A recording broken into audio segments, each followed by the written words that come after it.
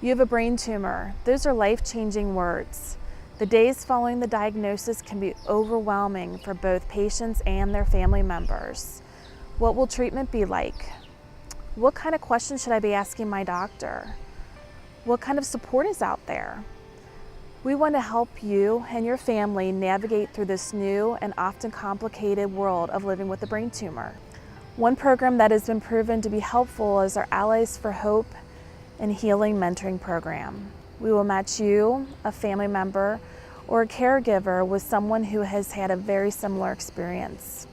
They can offer a listening ear, emotional support, and make suggestions that might make this journey a little easier for you. I was diagnosed with a brain tumor in the emergency room after having a seizure in the middle of the night.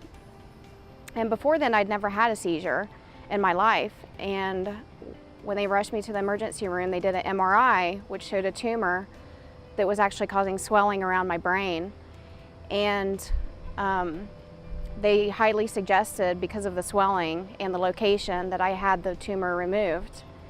And so I was scheduled for surgery the next day, and I didn't have a lot of time to think about it, and I was terrified, but I just knew I had a tumor and I needed to have it removed. And the UC Brain Tumor Center made me feel at ease because I knew I had the best team in the area helping me. During my recovery, I felt scared and alone. Even though I had my friends and family and my husband to support me, I didn't know if the feelings that I was having were normal. And I would go from being sad to being angry and then wanting to beat Fred, which is what I called my tumor. And once I was able, I tried to find resources online to see if the feelings I had were normal. And I just needed someone to talk to. I went from being a carefree kid to having doctor's appointments, MRI scans, surgery, and radiation treatments, and all sorts of different testing. As a result of my surgery and radiation, my short-term memory was affected.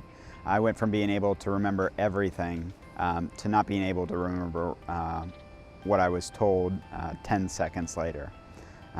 As I got older, I realized I really struggled with school and often became very frustrated, many times to the point where I really felt like giving up. I think a mentor could have provided me with someone who understands, having gone through the process and the range of emotions that I experience on any given day. I remember my family and friends telling me that I was going to be fine, and just thinking to myself, how did they know? I remembered the care bag that I was sent home with from the hospital after my surgery. And inside was a card that explained a brain tumor mentoring program. And so I reached out to the person on the card, which is Jenny Ross, and she connected me to Colin. And so I called Colin, and on our first call we talked for about 45 minutes about his journey and my recovery. And talking to him just made me feel at ease, and he reassured me that I would get better. And it was just nice to know I could pick up the phone or email someone just to get through those hard days. Since my family is not local, I actually started an online blog that allowed me to write my feelings down. And it not only allowed me to clear my head, but let my friends and family know how I was progressing through my journey.